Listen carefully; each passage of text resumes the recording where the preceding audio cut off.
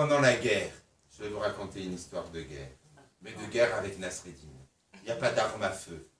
À cette guerre-là, il n'y avait que les arcs et les flèches. Et Nasreddin, ce jour-là, il est parti à la guerre avec tous ses compagnons. Et en allant à la guerre, son carquois n'avait aucune flèche.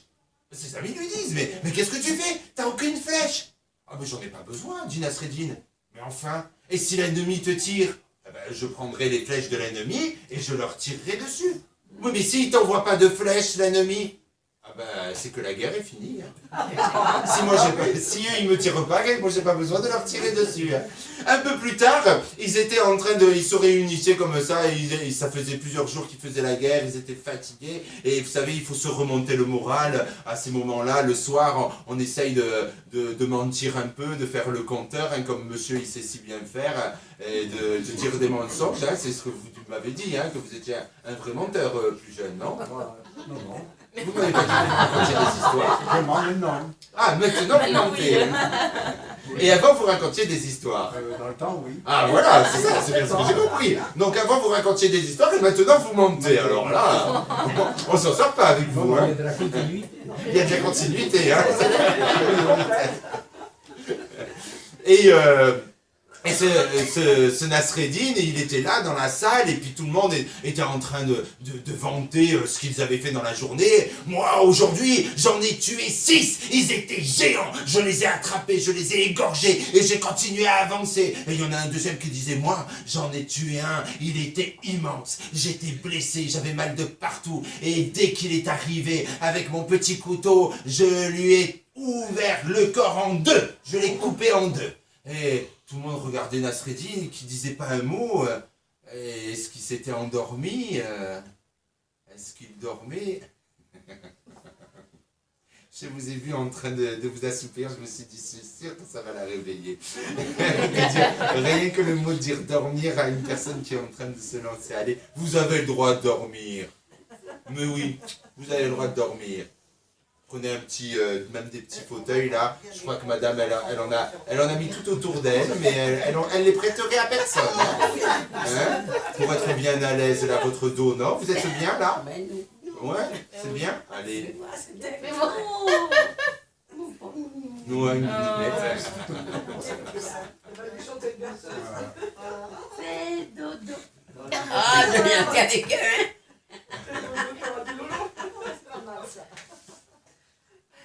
Ah, le mouton ou... Je sais pas, donc il est plus laid. Le plus laid. Je sais que c'est fait pour des enfants. Oui, et dire que c'est fait pour des enfants. Alors si les personnes âgées, ils les trouvent laids, alors les enfants, ça doit les dépasser. Hein. Parce qu'il me connaît ça. Ah oui, oui, jeune, on ne sait pas ce qui est beau et laid. C'est pour ça que je dis ça. C'est important que si la personne âgée, elle trouve que c'est laid, qu'on ne lui donne pas, parce que c'est une mauvaise direction. Alors. Allez, celui-là, le mouton, moi ça ressemble à peu près à quelque chose. Ah oui, il y a des oreilles, on l'a fait. Ah oui. Donc, la suite. Je sais plus où c'est que j'en étais. Il a perdu le Monsieur le cheveu. Président. Ouvrez le cœur en deux, monsieur le président. C'est ainsi qu'il perdit le fil. C'est ainsi. Et il ouvre le cœur en deux. C'est ainsi. Le corps. C'est ainsi qu'il perdit le fil. Ah, il était à la guerre. Ah, bah oui, oh là. Il était en train de s'endormir dans un coin, le Nasreddin. Voilà. Enfin. Oh, fou. Heureusement que vous êtes là pour me rappeler à ma mémoire, hein. Aïe, aïe, aïe, aïe, aïe, c'est moi, hein. Ah oui, il faudrait vous revenir. Hein. Tu te vois dans 40 ans ou 50 ici. Oh, complètement, hein. J'espère que j'aurai ce courage-là d'avoir ce sourire et d'être là. Hein. Oh, si on a le sourire quand même. Ah oui. Vous arrivez à avoir 100 ans. Si j'arrive à avoir 100 ans. Ah non. Ah oui. Ah oui. Peut-être. Pourquoi pas? Oui, c'est vrai, 100 ans, c'est pas mal aussi. Hein. C'est pas du monde qui l'a fait. Ah oui. Si on l'a dans la tête encore et qu'on se trouve bien, hein, si on n'en a pas marre de tout le reste.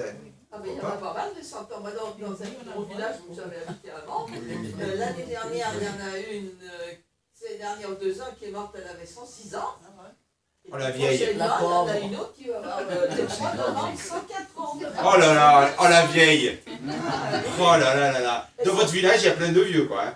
C'est que des sorcières, non? Ne vous inquiétez pas, elles sont plus vieilles que nous. Ah oui. Et oui.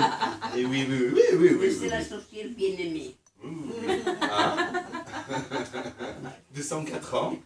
Et donc, ce Nasreddin, je vais y arriver. Je vais finir mon histoire. Je vais y arriver, hein. Je vais vous la finir, cette histoire, hein. On me croit pas devant. On me dit non, tu n'y arriveras pas. Si, j'arrive, hein. Et ce Nasreddin, il était dans son coin, là, pendant que les autres, ils étaient en train de se vanter. Alors, ils viennent le voir et lui disent, alors, et toi, qu'est-ce que tu as fait? Tu as certainement vaincu plein de méchants.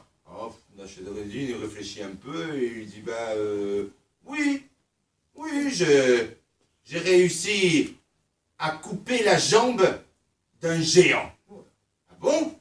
Mais pourquoi tu lui as pas coupé la tête? Non, c'est que quelqu'un d'autre l'avait fait avant moi. Il devait être dans sa tranchée pendant toute la journée à essayer de couper la jambe du géant.